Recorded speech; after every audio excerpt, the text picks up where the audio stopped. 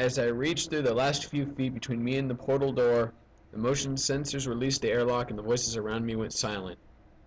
The door slid open, and I gazed into the depths of a more tangible nightmare.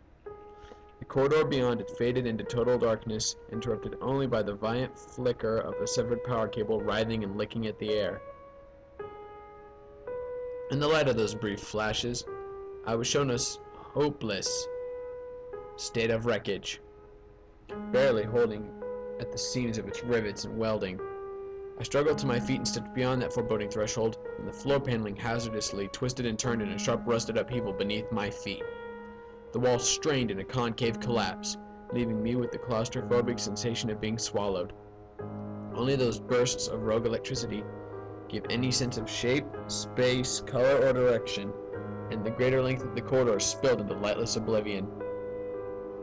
This was not the sanitary and organized military vessel from which I'd withdrawn, and never once did I hear disturbance beyond my walls. It couldn't have been real, and yet it was all around me, offending my every sense. It certainly felt real as I groped my way through the dark and sliced the sole of my foot in a piece of shrapnel. I could only hope that I wouldn't contract tetanus. The last thing I needed was a case of lockjaw to add to my dilemma. I hobbled and crawled through the jagged mess, doing my best to navigate from memory, and I could hear distant creaks and groans as the hollow spaces suffered against the weight of the failing structure. In the clamor, I swore that I could hear screams, chill and desperate, but I already vowed to keep the madness at bay. I reasoned that it must have been a leak in the air filtration system, or possibly a collapsed pressurization valve in one of the hull maintenance outlets. But who was I kidding?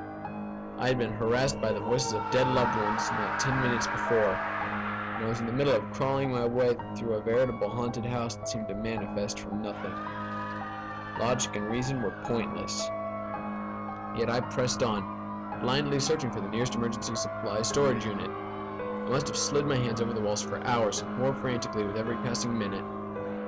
Fortunately, just as I was about to give up and panic and hyperventilate, my right index finger brushed over an almost undetectable seam in the wall. I sighed with relief and felt for the slightly raised surface of the bioelectric lock release console. I passed my hand over the metal contact several times and got no response. Of course, the secondary power system was shot, and at the most convenient time possible. I slammed my fist on the panel and reached for the manual release, which was sure to be hell on my weakened arms. I pressed with nearly my whole body weight to trigger the spring release panel, and I wrenched the handle counterclockwise until my forearm burned with the strain.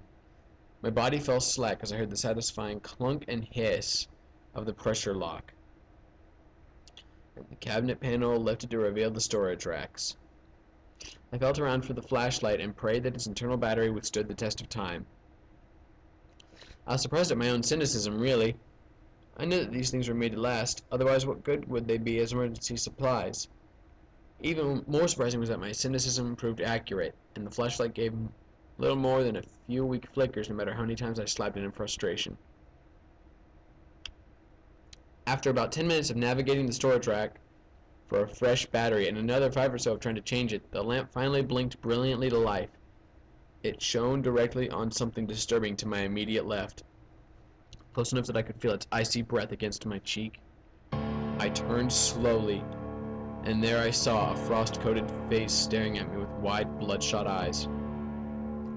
"Cold," James spoke in a shot of a whisper. "I'm cold, sir. So cold." I screamed in terror and stumbled back, dropping the still shining flashlight as I fell. I could see brief hints of the space around me in the strobe, rusted cylinders of zero-G handrails, glinting corners of upturned floor panels, the flat glisten of dead lights overhead, flashes of his dry eyes and cracked lips as he approached me like a puppet with broken joints. I tried to flee in a panicked, awkward crab walk as I watched the fleeting glimpses of his form slowly drawing closer, reaching for me with one blue, frozen hand. Then, as the spinning light slowed to a halt, just as quickly as he appeared, he vanished, hesitantly I snatched the flashlight and darted my gaze around the corridor, but there was no broken, frozen corpse to be found. I sat there in disbelief, struggling to catch my breath and settle my pounding heart. No matter my resolve, it seemed that the madness had taken hold. It was so vivid.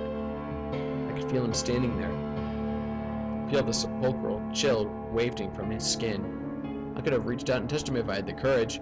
I knew it was real. It just had to be. I sat there in a fetal position, crying into the fold of my knees. I could no longer separate delusion from reality. Was I even awake? Or had my fever left me comatose? I didn't know.